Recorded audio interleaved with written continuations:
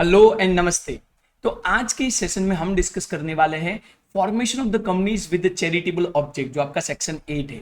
तो आप याद करते थे लास्ट के सेक्शन में हमने सेक्शन 7 के बारे में डिस्कस किया था, जो कि basically was more about incorporation of the company. और वो इनकॉर्पोरेशन ऑफ द कंपनी में हमने एक और टॉपिक देखा था, that's incorporation of OPC, that's one person company, right. But today session we will specifically focus on the charitable company, या तो कई बार उसको है ना लाइसेंस कंपनी भी बोला जाता है। So come to the institute module.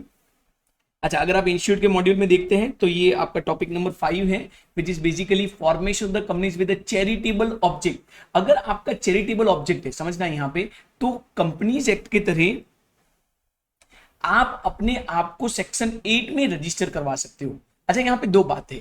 अगर आप चैरिटेबल ऑब्जेक्ट रखते हो तो आप ट्रस्ट की तरह ट्रस्ट एक्ट के यहाँ पे भी रजिस्टर करवा सकते हो, और कंपनीज की तरह कंपनीज एक्ट में भी रजिस्टर करवा सकते हो। अगर कंपनीज की तरह रजिस्टर करते हो तो आपको सेक्शन 8 उसको गवर्न करता है। उसकी सारी बातें हम यहाँ पे समझेंगे, उन कंपनीज को इनकॉर्पोरेट करने की प्रोसीजर्स क्या है।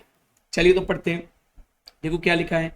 Section 8 of the companies 2013 deals with the formation of the company which are formed to promote the charitable object of the commerce, arts, science, sports, education, research and social welfare, religion, charity, protection, environment, etc.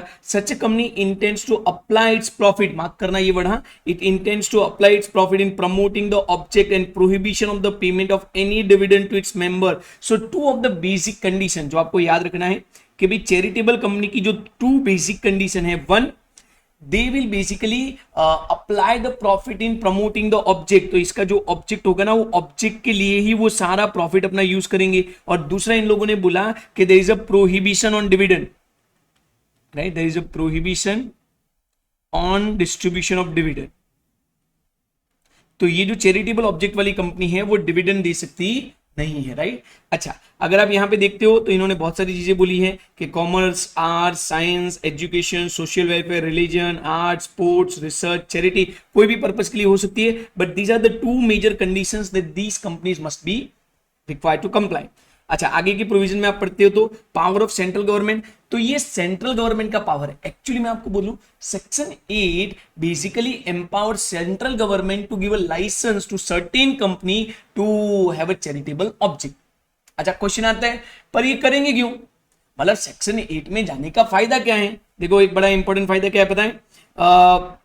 they can continue without the word or without the addition to the word limited। मतलब इन company को अपने नाम के पीछे limited या तो private limited word लगाने की जरूरत नहीं है, राइट। अच्छा, अगर इनको लाइसेंस मिलता है तो अच्छा, अब ये बात समझ लीजिए। जैसे मैं आपको एक एग्जांपल देता हूं, मैं आपको बोलता हूं बीसीसीआई, हाँ, क्रिकेट बोर्ड ऑफ इंडिया जो है हमारा, right, board of cricket council of India, right. Cricket board of India जो है हमारा, that is basically a section 25 company. Earlier it was section 25, now it is section 8। वो section 8 company है, तो actually वो बीसीसीआई लिमिटेड है, लेकिन उसके नाम के पीछे लिमिटेड लगता नहीं है। क्यों? क्योंकि वो सेक्शन 8 के तरह कंपनीज एक्ट में रजिस्टर्ड है, दैट्स व्हाई। अच्छा, आगे देखो क्या लिखा है। Where it is proved to the satisfaction of the central government that the limited company registered under the act or any under previous company law has been formed with the object with the restriction and prohibition as may be, so it may by license allow company to be registered under the section 8. In such a condition, a central government may deem fit to change its name or omitting the word limited or private limited from its name. Thereupon the registrar shall on application and the prescribed form register such a company under this section and all the provision of the act shall apply to that company। मतलब कि कायदे की बाकी सारी provision उसको apply करेगी। But आगे बहुत अलग अलग सेक्शन से जहां पे ये बोला गया है कि ये जो सेक्शन 8 कंपनी है उनको कई जगह पे एग्जम्पशंस भी दिए हैं, क्योंकि वो नॉट फॉर प्रॉफिट है ना, वो प्रॉफिट के पर्पज से नहीं है। तो there are certain benefits given to this company. अच्छा, आगे की लाइन में अगर आप आते हो, देखो उसकी कुछ कंडीशंस दी है आपको, right. Privilege of limited company on registering company shall enjoy the privilege and obligation as a limited company. तो मैंने बोला ना, बाकी सारी बातें कैसे रहेगी, जस्ट लाइक अ कंपनी। अच्छा, कोई फर्म भी उसमें मेंबर हो सकती है। अ फर्म में B member of the registered company registered under section 8। इसका ना कॉन्ट्रास्ट समझना, अगर जनरल कंपनी है, right, if it is a general company, like कोई सिंपल प्राइवेट लिमिटेड कंपनी है, तो जनरल कंपनी में ये फर्म मेंबर बन सकती नहीं है। लेकिन अगर ये सेक्शन 8 कंपनी है तो इवन फर्म में become a member of that section 8 company.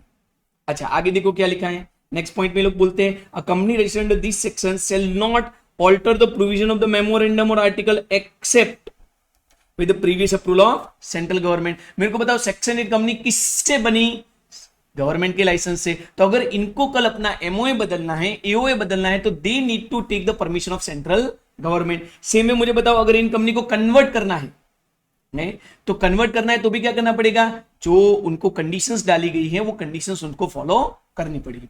अच्छा यहां पे समझना एक बात, मैं आपको फिर से बता रहा हूं कि यहां पे सेंट्रल गवर्नमेंट इन कंपनीज को सब्जेक्ट टू सम कंडीशन, जैसे वो बोला प्रोहिबिशन ऑन डिविडेंड, जैसे वो बोला कि applying the profit for the promotion of its object, central government कुछ कंडीशंस के बेस पे इसको लाइसेंस दे रही है।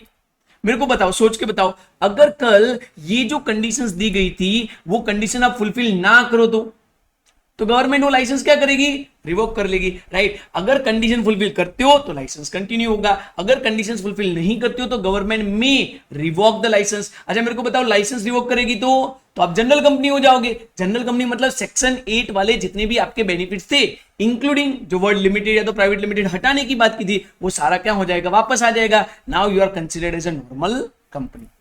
तो आगे के दोनों पॉइंट में वही बोला है कि सेंट्रल गवर्नमेंट में by order revoke the licence. Licence revoke कब करेंगे, जब आप कंडीशंस जो है वो स्पेसिफाइड कंडीशंस को फुलफिल कर रहे नहीं है।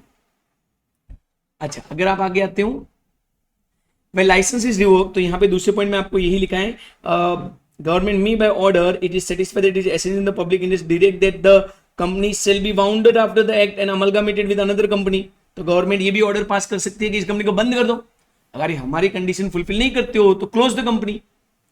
आगे however no such a order shall be made unless the company is given a reasonable opportunity of being heard। ये मैंने आपको आगे भी बोला था कि जब भी कंपनी के खिलाफ कोई ऑर्डर पास किया जाता है then always the opportunity of being heard should be given।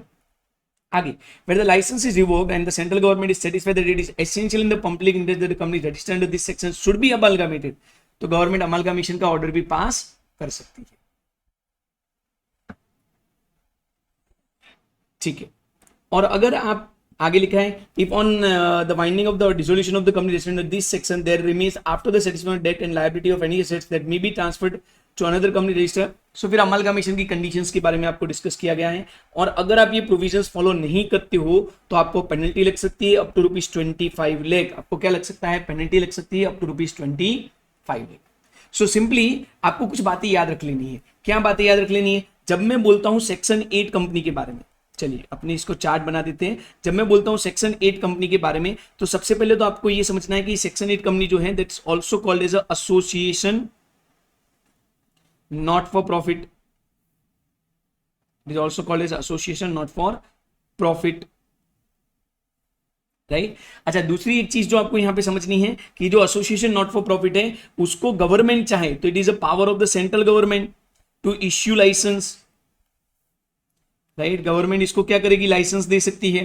अच्छा पर गवर्नमेंट इसको लाइसेंस दो कंडीशंस पे देगी, राइट। कौन सी दो कंडीशंस पे लाइसेंस देगी गवर्नमेंट, पहला तो ये अपने ऑब्जेक्ट को प्रमोट करने के लिए ही सारा पैसा लगाएगी, एंड दूसरा हमने देखा कि there is a prohibition on the distribution of dividend, तो ये कंपनी को है ना डिविडेंड डिस्ट्रीब्यूशन में क्या है, प्रोहिबिशन है।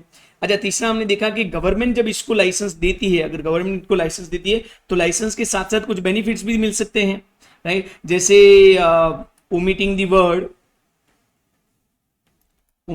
word लिमिटेड और प्राइवेट लिमिटेड, राइट। तो इन कंपनीज को लिमिटेड या तो प्राइवेट लिमिटेड वर्ड लगाने की जरूरत नहीं है। लेकिन ये सारी जो चीजें हैं, ये जितने भी बेनिफिट इनको दिया गया है वो सारा बेनिफिट सब्जेक्ट टू क्या है, कंडीशंस हैं, राइट। और अगर आप ये कंडीशंस फुलफिल नहीं करते हो, अगर आप ये सारी कंडीशंस फुलफिल नहीं करते हो तो गवर्नमेंट चाहे तो ये लाइसेंस क्या कर सकती है, रिवोक कर सकती है। और अगर गवर्नमेंट लाइसेंस रिवोक करती है तो आपको दिए गए सारे बेनिफिट्स क्या हो जाएंगे, चले जाएंगे, और ऊपर से आपको क्या लगेगी, पेनल्टी लगेगी, right. So that's all about your section 8, जहां पे सेक्शन 8 की तरह हम ये समझ रहे हैं कि कौन सी कंपनी सेक्शन 8 की तरह रजिस्टर्ड हो सकती है। आप एक और पॉइंट यहां पे इंक्लूड कर सकते हो कि कौन से ऑब्जेक्ट वाली कंपनी यहां पे सेक्शन 8 की तरह रजिस्टर्ड हो सकती है, right. So that's all about section 8 of the companies act 2013। अच्छा आगे आपको है ना लास्ट में अगर आप देखते हो तो there are certain exemptions given in companies को specifically, there are many different places जहां पे आपको एग्जम्पशंस दिए गए हैं। तो आपको ये सेपरेट क्वेश्चन की तरह भी आ सकता है कि discuss the exemptions available to the section 8 company, right. तो ये सारे एग्जाम्शन अलग अलग सेक्शंस के हैं जो आपको याद रखना है। सेक्शन 8 ये बोलता है कि रजिस्टर्ड हुआ तो अलग अलग जगह पे आपको एग्जाम्शंस मिलेंगे। एग्जाम्शंस कहां पे दिए गए? सेपरेट सेपरेट सेक्शंस में, right? So that's all about your section 8 of chapter number 2 of Companies Act 2013. Section 8 is about association, not for profit. Thank you. Namaste.